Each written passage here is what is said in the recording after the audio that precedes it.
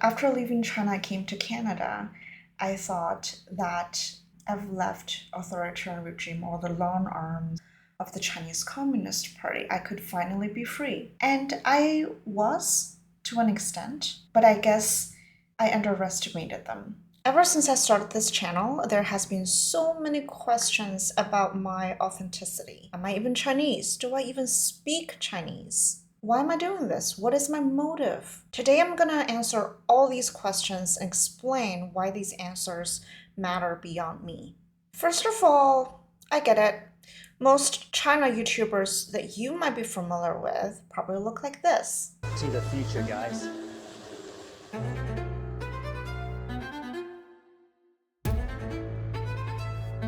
They're praising how great of a life they have in China. And it's a dream come true to be able to move to China. And that all the bad things you've heard about China are either petty criticism or they don't really matter or that they're not true. And here I am, someone who was born and raised in China, saying the opposite. The truth is, on the Chinese YouTube website, and I know a lot of you probably don't speak the language, but the truth is there are actually a lot of people who are very critical of the government. We actually have a very loyal niche community, but you don't hear about that. And most of the content, if not all, is in Mandarin. Ever since 1989, I think it was a wake-up call for the Chinese Communist Party. They had realized after that happened that it's not enough to suppress their own dissidents anymore. They think of you and everybody who believes in a democracy as this big evil thing that has to be destroyed. For them, it is an existential threat because your mind is poisonous. It will give people ideas.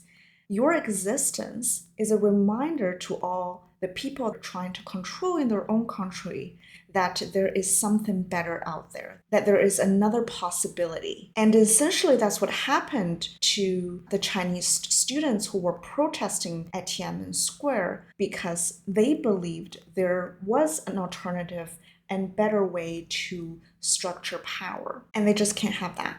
Authoritarian regime in the 21st century don't look the same anymore. They've learned their mistakes and lessons from the 20th century. They're not satisfied with just oppressing their own people within their own countries. They're getting aggressive. They're coming after you. They have a more than ever sophisticated network that supports the regime. Instead of just going after the dissidents like me, they're also going after the ideas that represent democracy. I've seen a premier in Canada praising the Chinese government, trying to speak softly for the communist regime. I've seen my friend losing her job at the university because in a Chinese history class, she refused to say that Taiwan is part of China. The university was strong-armed by the student union and local Chinese cultural groups to not giving her a second contract. And this is not just within our little Chinese dissident diaspora, it also spreads to local politics. For example, 2 years ago in 2023, there was an election for mayors in Toronto. Toronto mayoral candidate Olivia Troll, and now she's the mayor right now. But back then she was a candidate and she met with a group that aligned with China. And for those of you who are unfamiliar with her, she is actually an immigrant from Hong Kong and spoke pretty critically about the Chinese communist regime. But there she was meeting with this pro-China group. One of her supporters said that unfortunately, she was a Hong Kong critique of Beijing for the longest time, but she had to bow down to the Chinese Communist Party if she wanted to win the election, essentially. And I wish I could stop there, but it didn't stop at local politics either. It spreads into the media landscape in Canada as well.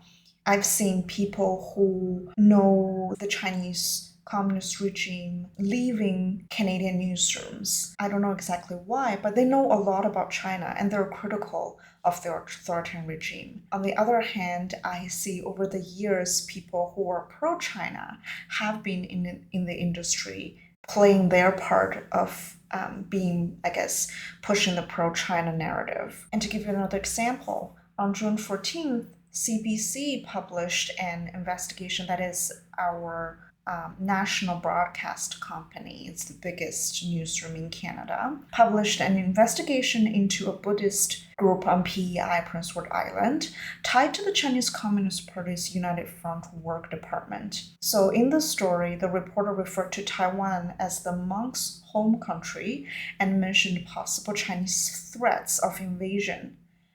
And 3 days later, this newsroom issued a correction, and the reporter was forced to publicly apologize on TV to the viewers, saying that essentially in the story, the reporter said Taiwan is a country that China is threatening to invade. And they're walking back that claim. They're saying Taiwan is not a country. They said Taiwan is a self-governing island.